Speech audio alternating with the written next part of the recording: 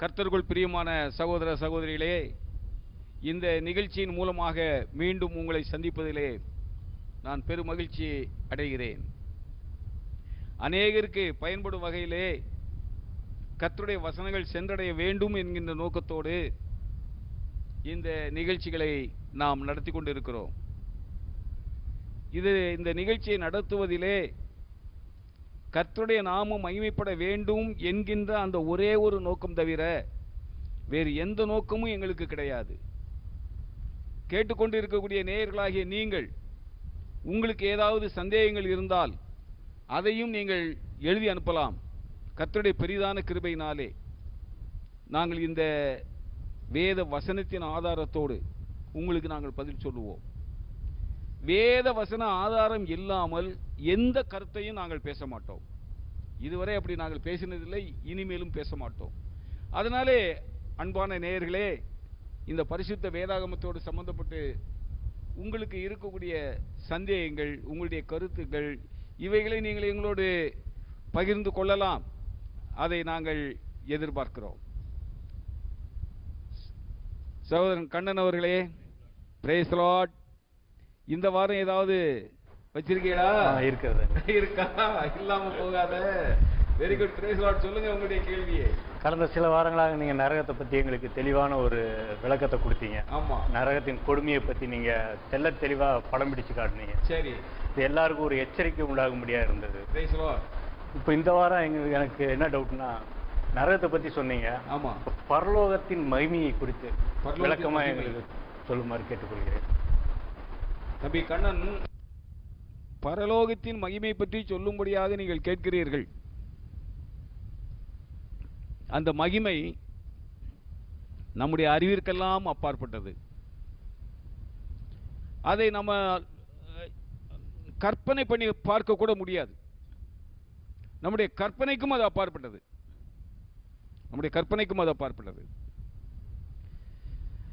நம்ம டிவி சீரீஸ்லாம் பார்க்குற சமயத்தில் பழைய காலத்து ராஜாக்களுடைய அரண்மனையை காட்டுவார்கள். இப்பொழுது ஆட்சி செய்து கொண்டு இருக்கக்கூடியவர்களுடைய அரண்மனைகளை காட்டுவார்கள். நாம் பிரமிக்க வேண்டிய நிலைமையிலே அது இருக்கும். உண்மையிலே பிரமிப்பு உண்டாகும். ஏனென்றால் அப்படிப்பட்ட கட்டடங்களை, அப்படிப்பட்ட அலங்காரங்களை நாம் பார்த்ததில்லை. அப்படி இருக்கும் பொழுது ராஜ அரண்மனையினுடைய அழகும் அந்தஸ்தையும் நாம் பார்க்கும் பொழுது, உதாரணத்துக்கு ஒன்று வேத புத்தகத்திலிருந்து பார்ப்போம். எஸ்தர் புத்தகம், எஸ்தரின் புத்தகம் 1வது அதிகாரம், எஸ்தரின் சரித்திரம் 1வது அதிகாரம் வசனம் 6. அங்கே அகாஸ்வேரு ராஜாவுடைய அரண்மனையை பற்றி எழுதியிருக்கிறது. அதை கொஞ்சம் வாசியுங்கள். எஸ்தர் 1வது அதிகாரம் 6வது வசனம். அங்கே வெண்கலத் தூண்களின் மேலுள்ள வெள்ளி வளையங்களில் மெல்லிய நூலும் சிவப்பு நூலுமான கயிறுகளால் வெள்ளையும் பச்சையும் இளநீளமுமாகிய தொங்கு திரைகள் விதானித்திருந்தது. சிவப்பும் நீளமும் வெள்ளையும் கருப்புமான கற்கள் பதித்திருந்த தளவரிசையின் மேல் பொற்சரிகையும் வெள்ளிச்செரியுமான மெத்தைகள் வைக்கப்பட்டிருந்தது. பாருங்க, இது ரொம்ப லைட்டா இருக்கு. அவ்வளவு விஸ்தாரமாக பேசப்படவில்லை. அங்கே தூண்கள், வெண்கல தூண்கள், அதிலே அலங்காரத்திற்காக பண்ணப்பட்ட காரியங்கள், மெல்லிய நூல், சிவப்பு நூல், கருப்பு நூல், அப்புறம் கற்கள் பதித்திருந்த தளவரிசை, பொற்சரிகை, வெள்ளிச்சரிகை, இப்படின்னு சொல்லியிருக்கு. இதை விட தாவீது மகாராஜா எவ்வளவோ ஐஸ்வர்யங்களை சேர்த்து வைத்தார் தேவாலயங்கிட்ட. அவருக்கு ரொம்ப ஆசை, கர்த்தருக்கு எப்படியாவது ஒரு தேவாலயத்தை கட்டிவிட வேண்டும் என்று அவருக்கு ரொம்ப ஆசை. ஆனால் அவர் அதிகமான யுத்தம் பண்ணினார், அதிகமான இரத்தத்தை சிந்தினார். அதனால் தேவனுக்கு ஆலயத்தை அவர் கட்ட வேண்டாம் என்று கர்த்தர் சொல்லிவிட்டார். ரொம்ப ஜாக்கிரதையா இருக்கணும். நாம் கர்த்தருக்காக வைராக்கியம் பாராட்டி ஜீவிக்கும் பொழுது கர்த்தர் நம்மை ஆசீர்வதிப்பார். தாவீது ராஜா கர்த்தருக்கு ஆலயத்தை கட்ட வேண்டும் என்று வாஞ்சித்தார். நீ ரத்தம் சிந்தினவன், ஆலயத்தை கட்ட வேண்டாம் என்று கர்த்தர் சொன்னார். ஆனால் அதே நேரத்திலே கர்த்தர் அவருக்கு கொடுத்த ஆசீர்வாதங்கள் 2 சாமுவேலின் புத்தகம் 7வது அதிகாரம் வசனம் 16. 2 சாமுவேல் 7வது அதிகாரம் 14வது வசனம். 16வது வசனம். உன் வீடும் உன் ராஜ்யமும் என்றென்றைக்கும் உனக்கு முன்பாக ஸ்திரப்பட்டிருக்கும், உன் ராஜசனம் என்றென்றைக்கும் நிலை பெற்றிருக்கும் என்கிறார் என்று சொல்லச் சொன்னார்.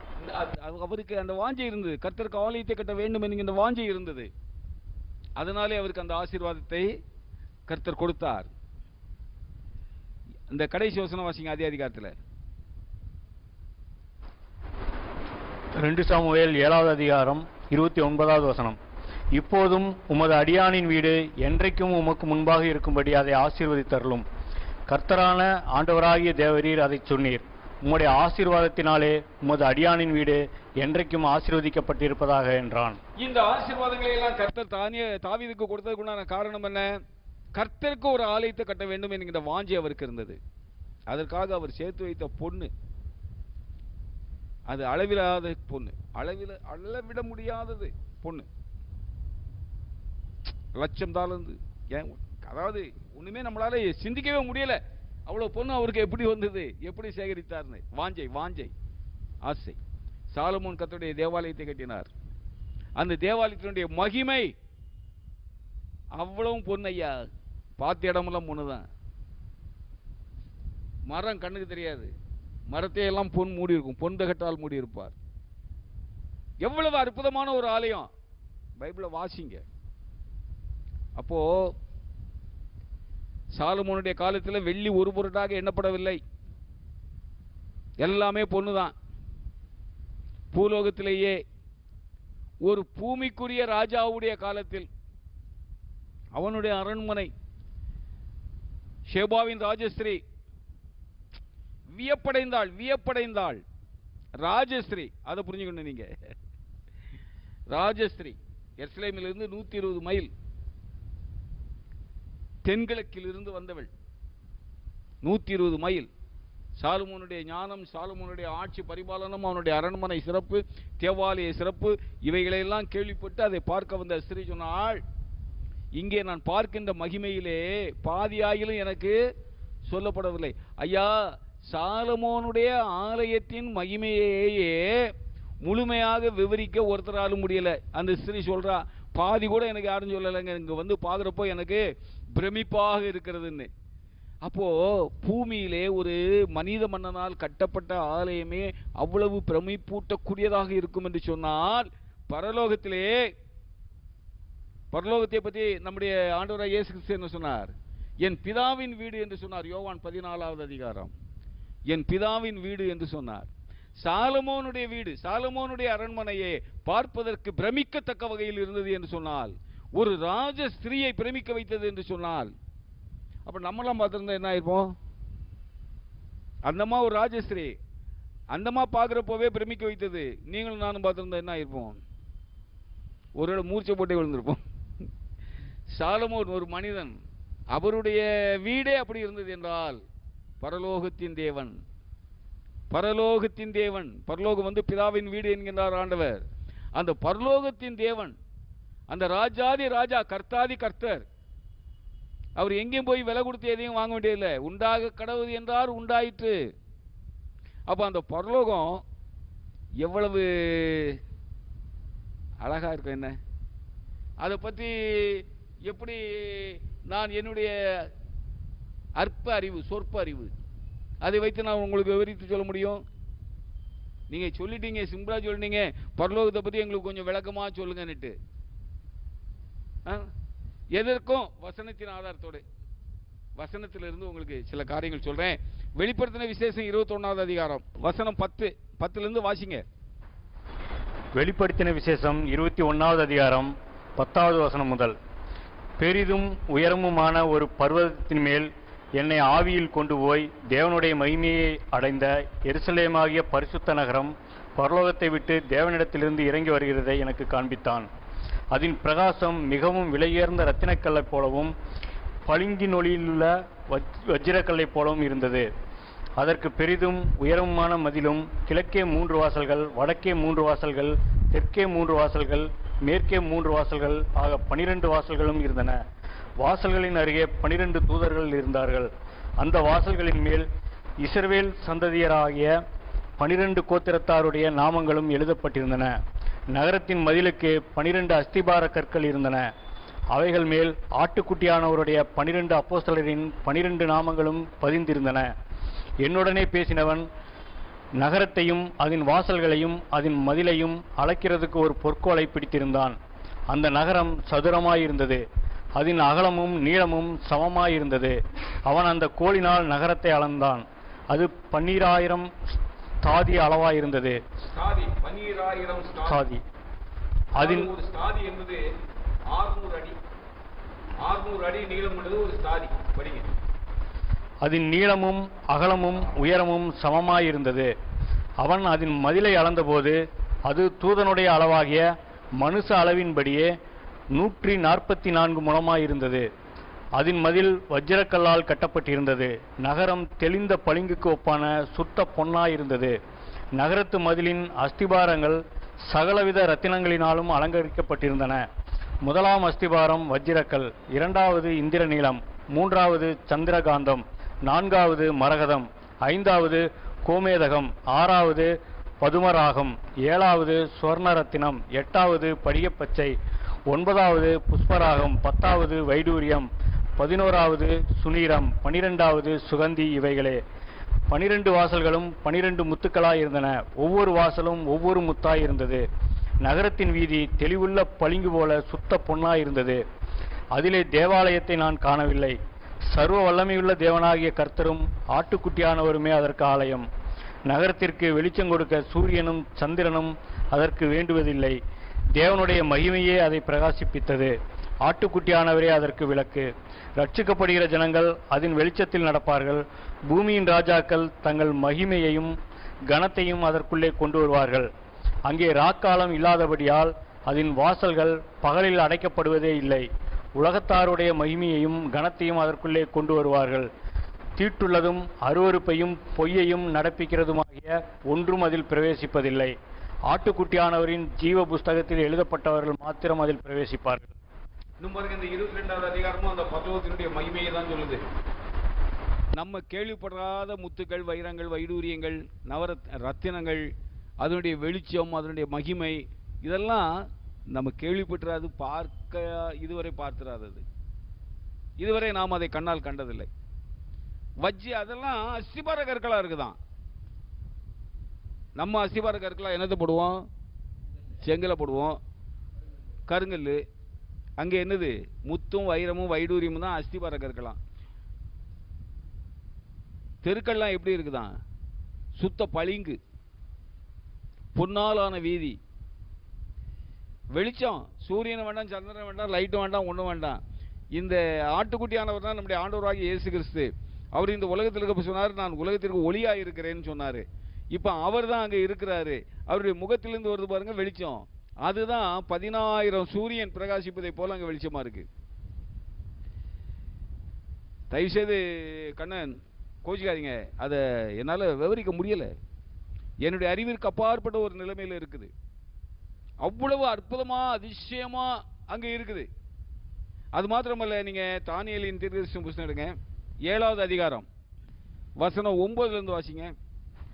தானியேல் 7வது அதிகாரம் 9வது வசனம் முதல். நான் பார்த்து கொண்டிருக்கையில் சிங்காசனங்கள் வைக்கப்பட்டது. நீண்ட ஆயுசுள்ளவர் வீற்றிருந்தார். அவருடைய வஸ்திரம் உறைந்த மலையைப் போலவும் அவருடைய சிரசின் மயிர் வெண்மையாகவும் பஞ்சை போல துப்புரவாகவும் இருந்தது. அவருடைய சிங்காசனம் அக்னி ஜுவாலையும் அதன் சக்கரங்கள் எரிகிற நெருப்புமாயிருந்தது. அக்னி நதி அவர் சந்நிதியிலிருந்து புறப்பட்டு ஓடினது. 1000 பேர் அவரை சேவித்தார்கள். கோடாகோடி பேர் அவருக்கு முன்பாக நின்றார்கள். நியாய சங்கம் உட்கார்ந்தது. புஸ்தகங்கள் திறக்கப்பட்டது. 1000 பேர் அவரை சேவித்தார்கள். கோடாகோடி பேர் அவருக்கு முன்பாக நின்றார்கள். கோடாகோடி பேர். அப்ப அந்த இடம் எவ்வளவு விஸ்தீர்ணம் இருந்திருக்கும்? உலகமே அவருது. அதனால அதனுடைய விஸ்தீரணத்தை பற்றி நம்ம பேசக்கூடிய வேலையே இல்லை. உலகமே மொத்த உலகமே அவருது. இந்த உலகம் பத்தலைன்னா அவர் இன்னும் எத்தனையோ உலகத்தை அவர் சிருஷ்டிப்பார். அப்பேற்பட்ட கர்த்தர், அதிலே அவருடைய சிங்காசனம் வைக்கப்படுது. அவருடைய சிங்காசனத்தை சுற்றிலும் 1000 பேர் அவரை சேவிக்கிறார்கள். கோடானு கோடி பேர் அவருடைய சமூகத்தில் நின்று அவரை பணிந்து கொள்கிறார்கள். உங்க கற்பனையில் இந்த காட்சியை கொண்டு வர முடியுதா? ரொம்ப கஷ்டம், ரொம்ப கஷ்டம்.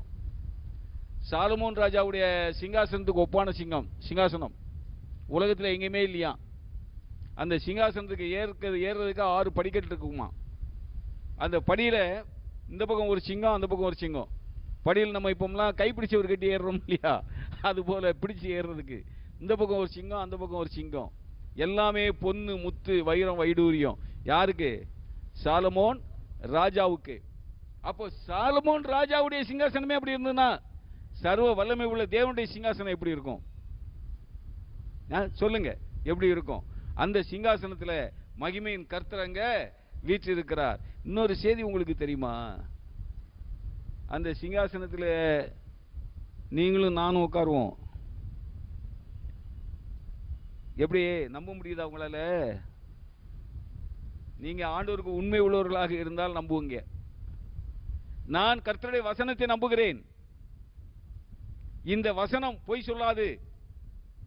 இந்த தேவனுடைய வசனத்தை நான் முழுமையாக நம்புகிறேன். இந்த தேவனுடைய வசனம் சொல்லுகிறது, வெளிப்படுத்தின விசேஷம் 3வது அதிகாரம் 21வது வசனம். வெளிப்படுத்தின விசேஷம் 3:21. வெளிப்படுத்தின விசேஷம் 3வது அதிகாரம் 21வது வசனம். நாம் ஜெயங்கொண்டு என் பிதாவினுடைய சிங்காசனத்திலே அவரோட உட்கார்ந்தது போல ஜெயங்கொள்ளுகிறவனவனோ அவனும் என்னுடைய சிங்காசனத்திலே என்னோட கூட உட்காரும்படிக்கு அருள் செய்வேன். பாருங்க, அப்படியே நமக்கு பேசுறதுக்கே வாய் வர மாட்டேங்குது, அவ்வளவு சந்தோஷமா இருக்கு. பரலோகம் கண்கொள்ளா காட்சி. எங்கு பார்த்தாலும் முத்து வைரம் வைடூரியம் ஒளி, சூரிய ஒளியை போல பன்மடங்கு பிரகாசிக்கின்ற ஒளியுடைய ஆண்டவராகிய இயேசு கிறிஸ்துவின் முகத்திலிருந்து வரக்கூடிய ஜோதி பிரகாசம். அப்பேற்பட்ட ஒரு நகரம். தெருக்கள் எல்லாம், வீதிகள் எல்லாம் மாணிக்க கற்கள். அப்பேற்பட்ட இதுல ஒரு பெரிய சிங்காசனம் வைக்கப்பட்டு இருக்கிறது. அந்த சிங்காசனத்திலே ஒருவர் வீற்றிருக்கிறார். வீட்டு அதை பற்றி நாம் சொல்லும் பொழுது அதை கொஞ்சம் பார்த்துட்டு அதுக்கு அடுத்த மேட்டருக்கு போகலாம். என்ன? வெளிப்படுத்தின விசேஷம் 4வது அதிகாரம் 2வது வசனத்திலிருந்து வாசிங்க. வெளிப்படுத்தின விசேஷம் 4வது அதிகாரம் 2வது வசனம் முதல். உடனே ஆவிக்குள்ளானேன். அப்பொழுது இதோ வானத்தில் ஒரு சிங்காசனம் வைக்கப்பட்டிருந்தது. ஒரு சிங்காசனம் வைக்கப்பட்டிருந்தது. அந்த சிங்காசனத்தின் மேல் ஒருவர் வீற்றிருந்தார். வீற்றிருந்தவர் பார்வைக்கு வஜ்ரக்கல்லுக்கும் பதுமராகத்துக்கும் ஒப்பாயிருந்தார். அந்த சிங்காசனத்தை சுற்றி ஒரு வானவில் இருந்தது. அது பார்வைக்கு மரகதம் போல் தோன்றிற்று. விளக்க சொல்ல வேண்டிய அவசியம் இல்லை, தமிழ்ல தான் இருக்கு, நமக்கு நல்லா புரியும் நினைக்கிறேன். ஏன்னா நம்ம நேரத்தை வீணடிக்க வேண்டாம் இல்லையா? ஆனால் நீங்க படிக்க, நீங்க மெதுவா நல்லா மெதுவானா சத்தம் இல்லாமன்னு அர்த்தம் இல்லை, ஸ்பீடா இல்லாம வேகமா இல்லாம நிறுத்தி நிதானமா வாசிங்க. அந்த சிங்காசனத்தை சூழ 24 சிங்காசனங்கள் இருந்தன.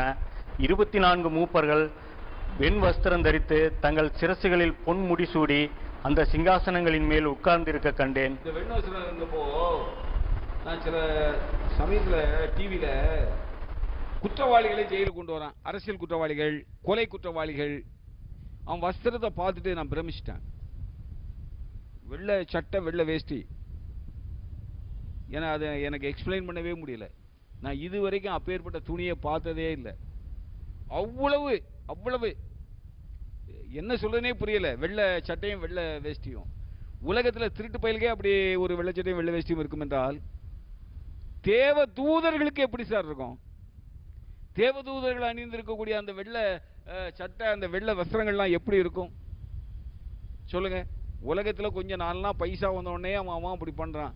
அங்க 4 நாள் பைசாவும் கொடுக்க வேண்டாம், 10 ரூபா பணமும் கொடுக்க வேண்டாம். உண்டாக கடவுது என்றால் உண்டாயிற்று. எனக்கு ஆண்டவர் எப்படி கொடுப்பார்?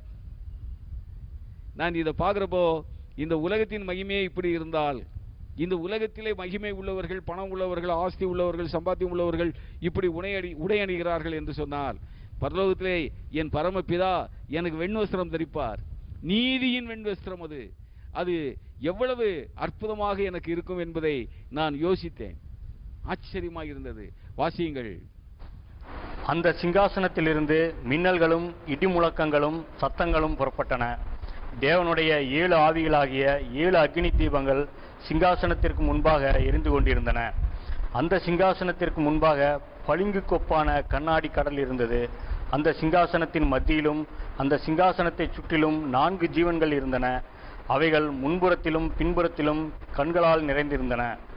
முதலாம் ஜீவன் சிங்கத்திற்கொப்பாகவும், 2ஆம் ஜீவன் காளைக்கொப்பாகவும், 3ஆம் ஜீவன் மனுஷ முகம் போன்ற முகம் உள்ளதாகவும், 4ஆம் ஜீவன் பறக்கிற கழுகுக்கு ஒப்பாகவும் இருந்தன. அந்த 4 ஜீவன்களிலும் ஒவ்வொன்று அவ்வாறு சிறகுள்ளவைகளும் சுற்றிலும் உள்ளேயும் கண்களால் நிறைந்தவைகளுமாயிருந்தன. அவைகள் இருந்தவரும் இருக்கிறவரும் வருகிறவருமாகிய சர்வ வல்லமையுள்ள தேவனாகிய கர்த்தர் பரிசுத்தர் பரிசுத்தர் பரிசுத்தர் என்று இரவும் பகலும் ஓய்வில்லாமல் சொல்லிக் கொண்டிருந்தன. மேலும் சிங்காசனத்தின் மேல் வீற்றிருந்து சதா காலங்களிலும் உயிரோடு இருக்கிறவருக்கு அந்த ஜீவன்கள் மகிமையையும் கனத்தையும் சோஸ்திரத்தையும் செலுத்தும் போது 24 மூப்பர்களும் சிங்காசனத்தின் மேல் வீற்றிருக்கிறவருக்கு முன்பாக வணக்கமாய் விழுந்து சதா காலங்களிலும் உயிரோடு இருக்கிறவரை தொழுது கொண்டு தங்கள் கிரீடங்களை சிங்காசனத்திற்கு முன்பாக வைத்து, கர்த்தாவே தேவரீர் மகிமையும் கனத்தையும் வல்லமையும் பெற்றுக்கொள்ளுகிறதுக்கு பாத்திரராய் இருக்கிறீரே, நீரே சகலத்தையும் சிருஷ்டித்தீர், உம்முடைய சித்தத்தினாலே அவைகள் உண்டாயிருக்கிறவைகளும் சிருஷ்டிக்கப்பட்டவைகளுமாய் இருக்கிறது என்றார்கள். இப்ப பாருங்க, இந்த சிங்காசனத்தின் காட்சியை சுருக்கமா நான் என்னுடைய தமிழ்ல சொல்றேன். ஒரு பெரிய பொற்சிங்காசனம் வைக்கப்பட்டு இருக்கிறது.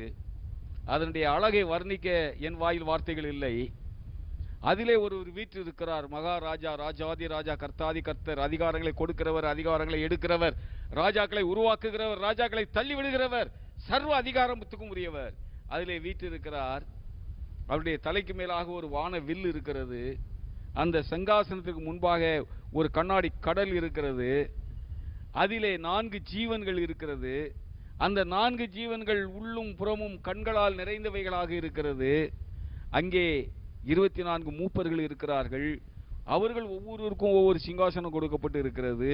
அந்த மிருகங்களும் மூப்பர்களும் தேவனாகிய கர்த்தரை ஆராதிக்கிறார்கள், தொழுது கொள்கிறார்கள், போற்றுகிறார்கள், புகழுகிறார்கள். மூப்பர்கள் தங்கள் தலையில் இருந்த கிரீடங்களை கழற்றி அவருடைய பாதத்திலே வைத்து அவரை பணிந்து கொள்கிறார்கள். அற்புதமான ஒரு காட்சி. அந்த சிங்காசனத்திலே பிதா ஒருவர் மாத்திரமா இருந்தார். அங்கே சொல்லப்படல 4வது அதிகாரத்தில். ஆனா 3:20 வாசிங்க. வெளிப்படுத்தின விசேஷம் 3வது அதிகாரம் 20வது வசனம். வெளிப்படுத்தின விசேஷம் 3வது அதிகாரம் 20வது வசனம். இதோ வாசற்படியிலே நின்று தட்டுகிறேன். ஒருவன் என் சத்தத்தை கேட்டு கதவை திறந்தால் அவனிடத்தில் நான் பிரவேசித்து அவனோட போஜனம் பண்ணுவேன், அவனும் என்னோட போஜனம் பண்ணுவான். 21. நான் ஜெயங்கொண்டு என் பிதாவினுடைய சிங்காசனத்திலே அவரோட கூட உட்கார்ந்தது போல ஜெயங்கொள்ளுகிறவனோ அவனும் என்னோட சிங்காசனத்திலே என்னோட கூட உட்காரும்படிக்கு அருள் செய்வேன். வாசற்படியிலே நின்று கதவை தட்டுகிறேன். அதாவது அருமையான சகோதரனே, சகோதரியே, உன்னுடைய இருதயத்தின் வாசலை கர்த்தர் தட்டுகிறார். உன் வாசலை திறந்து, இருதயத்தின் வாசலை திறந்து அவருக்கு நீ இடம் கொடுப்பாயா? அவர் உன் இருதயத்திலே வந்து அமருவதற்கு நீ வாஞ்சிக்கிறாயா, ஆசைப்படுகிறாயா? அவர் உன்னுடைய இருதயத்திலே வந்து உட்கார்வதற்கு நீ அவருக்கு இடம் கொடுத்தால் அவர் உனக்கு எங்கே இடம் கொடுக்கிறார் தெரியுமா? இதுவரைக்கும் சிந்தித்தோமே பரலோகத்தின் காட்சி. பரலோகத்தில் இருந்த சிங்காசனம், அது பிதாவின் சிங்காசனம். அந்த சிங்காசனத்திலே வேறு யார் உட்கார்ந்திருப்பது? குமாரனாகிய இயேசு கிறிஸ்துவும் அந்த சிங்காசனத்திலே உட்கார்ந்து இருக்கிறார். அவர் சொல்லுகிறார், நான் ஜெயங்கொண்டு என் பிதாவினுடைய சிங்காசனத்திலே அவரோடு கூட உட்கார்ந்தது போல ஜெயங்கொள்கிறவன் எவனோ அவனும் என்னுடைய சிங்காசனத்தில் என்னோடு கூட உட்காரும்படி அருள் செய்வேன். ஜெயங்கொள்கிறவன் பிதாவின் சிங்காசனத்தில் குமாரன், குமாரனுடைய சிங்காசனத்திலே ஜெயங்கொள்கிறவன். யாருங்க அது ஜெயங்கொள்ளுகிறவன்? அப்படின்னா யாரு? அது நாமா இல்ல வேற யாராவது ஆட்களா? யோவானுடைய நிருபம் 1 யோவான் 5வது அதிகாரம் 5வது வசனம். 1 யோவான் 5வது அதிகாரம் 5வது வசனம். இயேசுவானவர் தேவனுடைய குமாரன் என்று விசுவாசிக்கிறவனே அன்றி உலகத்தை ஜெயிக்கிறவன் யார்? ஆண்டவராகிய இயேசு கிறிஸ்து தேவன், அவரே தேவன். இயேசு கிறிஸ்துவே மெய்யான தேவனோ நித்திய ஜீவனுமாக இருக்கிறார் என்று யோவான் தன்னுடைய நிருபத்தில் எழுதுகிறார். இந்த ஆண்டவராகிய இயேசு கிறிஸ்துவே மெய்யான தேவன், அவர் என்னுடைய தேவன் என்று சொல்லி எவன் ஒருவன் விசுவாசிக்கிறானோ அவன் அந்த இயேசு கிறிஸ்துவுடனே கூட அவருடைய சிங்காசனத்தில் வீற்றிருப்பான். உலகத்தை ஜெயிக்கின்ற ஜெயம் எது? கர்த்தரை விசுவாசிக்கின்ற விசுவாசமே உலகத்தை ஜெயிக்கின்ற ஜெயம். ஆண்டவராகிய இயேசு கிறிஸ்துவை விசுவாசி, அப்பொழுது நீயும் உன் வீட்டாரும் ரட்சிக்கப்படுவீர்கள். ரட்சிக்கப்பட்ட ஒவ்வொருவனும் பரலோகத்தில் இருப்பான். ரட்சிப்பு என்று சொன்னால் கிறிஸ்தவ பெயரை வைத்துக் கொள்வதல்ல, குழந்தையாக இருக்கும் பொழுதே தண்ணியை தொளிச்சு விடுறது அல்ல. ரட்சிப்பு என்பது சுவிசேஷத்தை கேட்டு நான் பாவிதான் என்பதை உணர்ந்து என் ஆண்டவராகிய இயேசு கிறிஸ்து என் பாவத்திற்கு என்மேல் வர வேண்டிய தண்டனையை தன்மேல் ஏற்று சிலுவையிலே பாடுகளை பட்டு மரித்து அடக்கம் பண்ணப்பட்ட 3ஆம் நாள் உயிரோடு எழுந்தார். அவரை விசுவாசிக்கிற நான் மரித்தாலும் பிழைப்பேன், அவரோடு கூட அவருடைய சிங்காசனத்திலே பரலோகத்திலே நான் வீற்றிருப்பேன் என்று சொல்லி எந்த ஒரு மனிதன் முழுமையாக நம்புகிறானோ அவன்தான் இந்த உலகத்தை ஜெயிக்கிற ஜெயம் கொண்டவன். அவன் ஆண்டவராகிய இயேசு கிறிஸ்துவின் சிங்காசனத்தில் வீற்றிருப்பான். ஆண்டவராகிய இயேசு கிறிஸ்து பிதாவின் சிங்காசனத்திலே அவர் வீற்றிருக்கிறார். அந்த பரலோகம், அந்த கண்கொள்ளா காட்சி, இதற்கு மேல் விவரிக்க என்னால் முடியவில்லை, என் அறிவு குறை உள்ளது.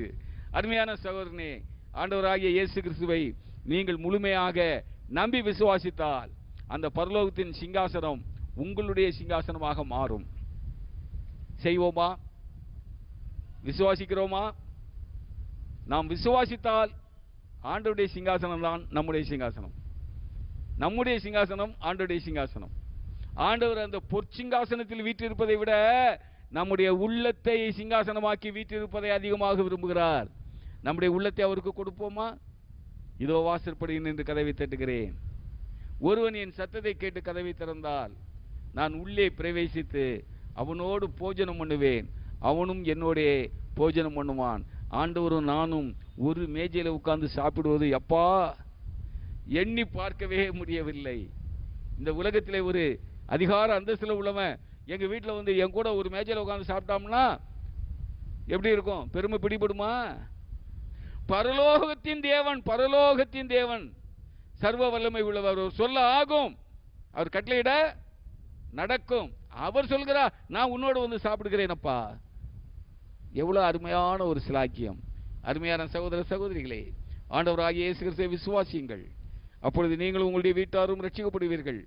அளவிட முடியாத அற்புதமான பரலோக ராஜ்யம் உங்களுடையதாகும். தேவன் உங்களை ஆசீர்வதிப்பாராக. ஆமென்.